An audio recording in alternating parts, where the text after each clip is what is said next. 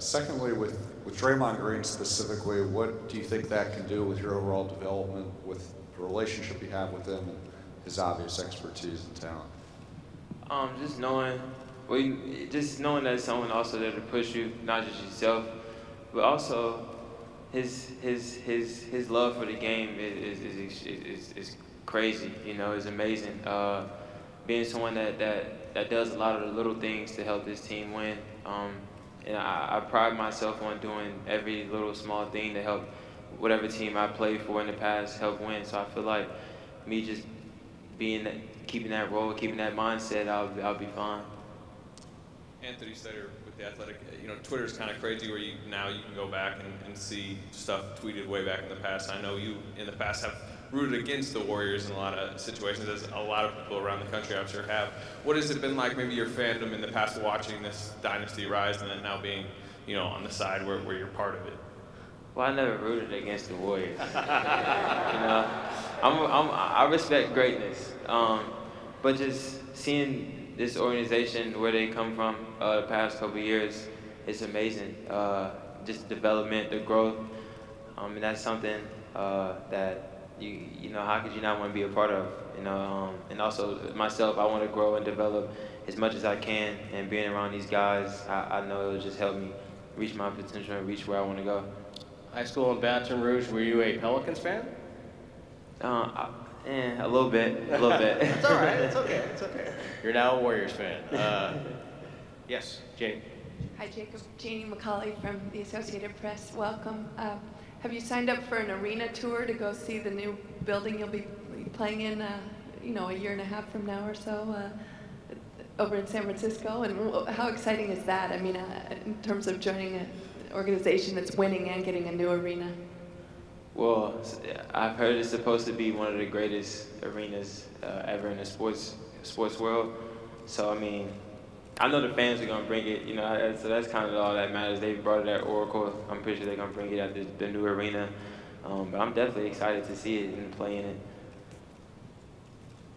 Hi, Kareth Burke, NBC Sports Bay Area. When you come to a new team, you also set down roots in a community. What are your first impressions of the Bay Area? The weather is very nice, you know. You know, playing in Cincinnati, you know, there's a lot of cold nights, a lot of cold days. But I got out a little bit, walked around yesterday. It's very nice, relaxful, peaceful, beautiful area, to be honest. It's just a great place to be. Do we have any more questions? Yes. Jacob Connor Letourneau, San Francisco Chronicle.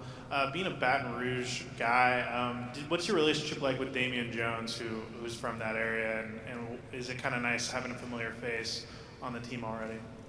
Oh, well, Damian, he was a few years older than me, but I used to watch them play his high school team all the time.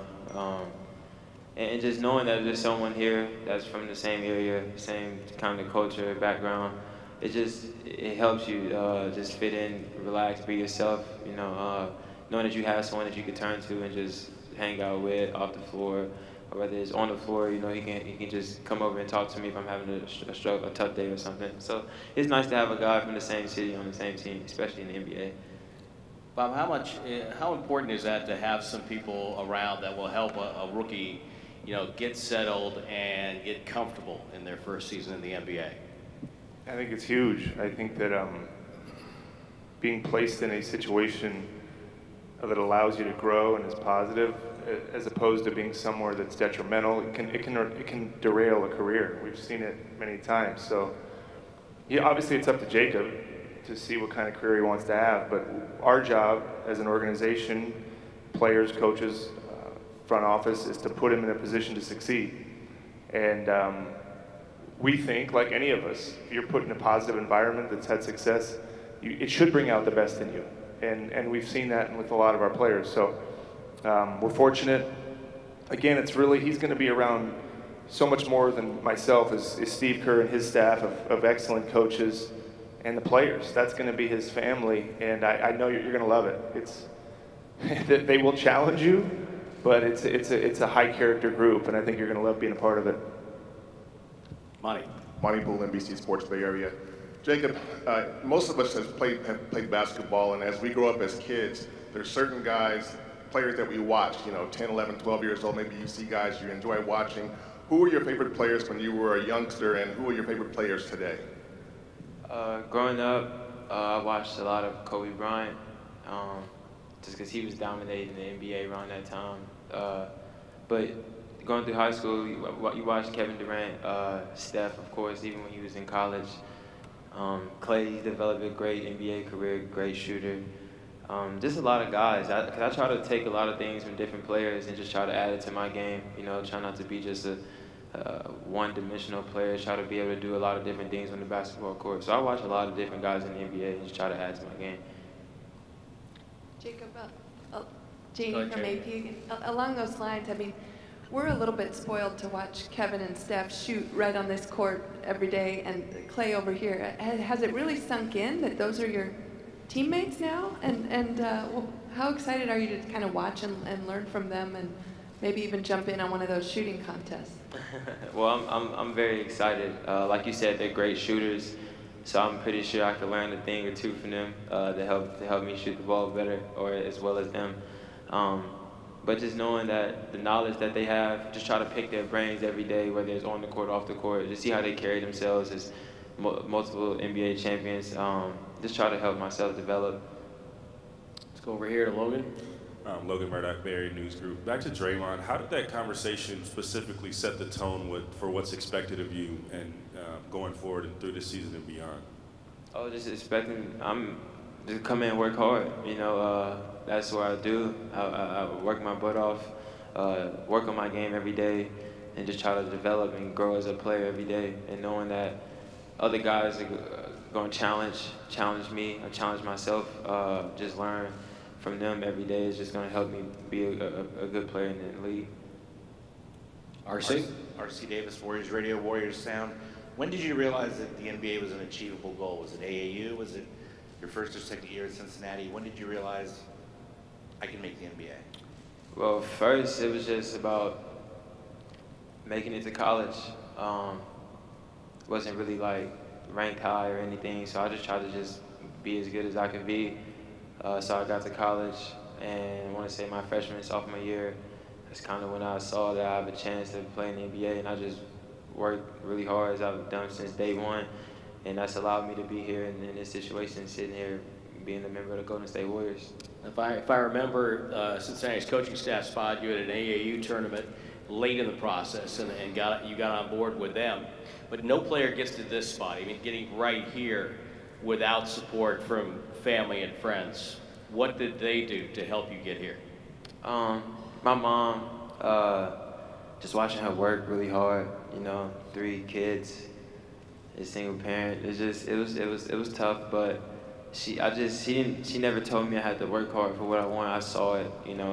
She just showed it every day, going to work, coming home late, having to miss some of my basketball games, miss me from practice.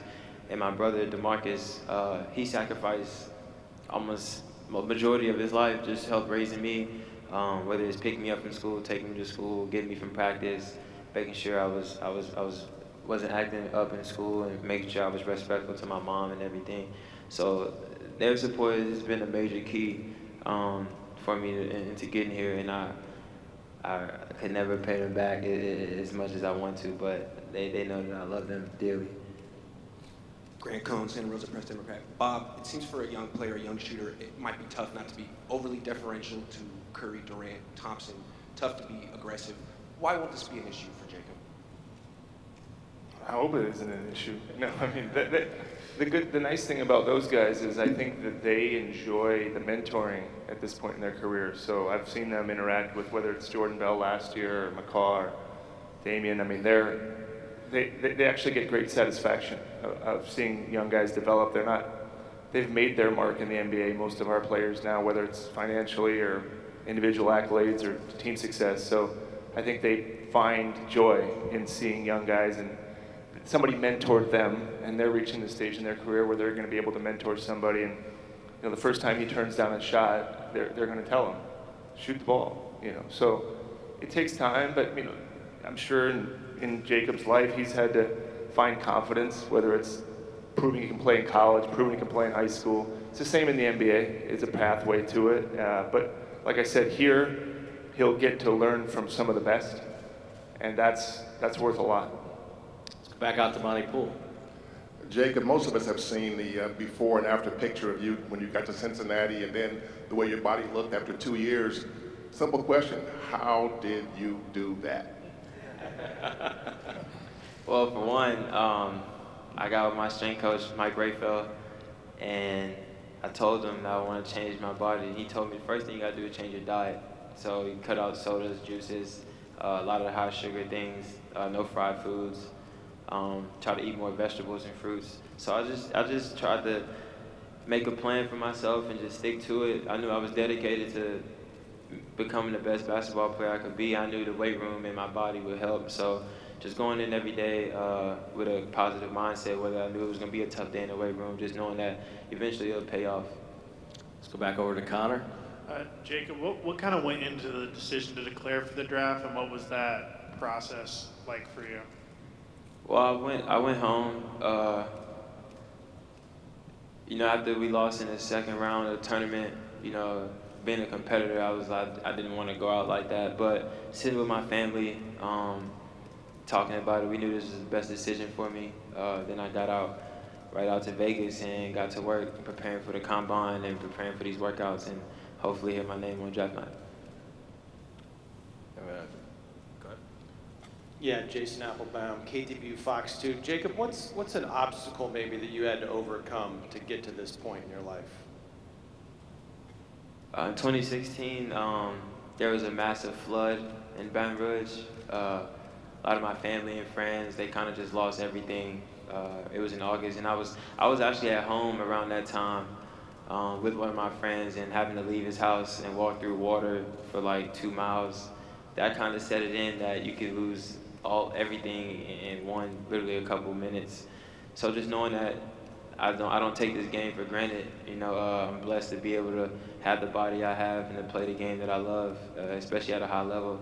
So that was a mental step for me, just to overcome that, seeing the devastation around the whole city of Baton Rouge.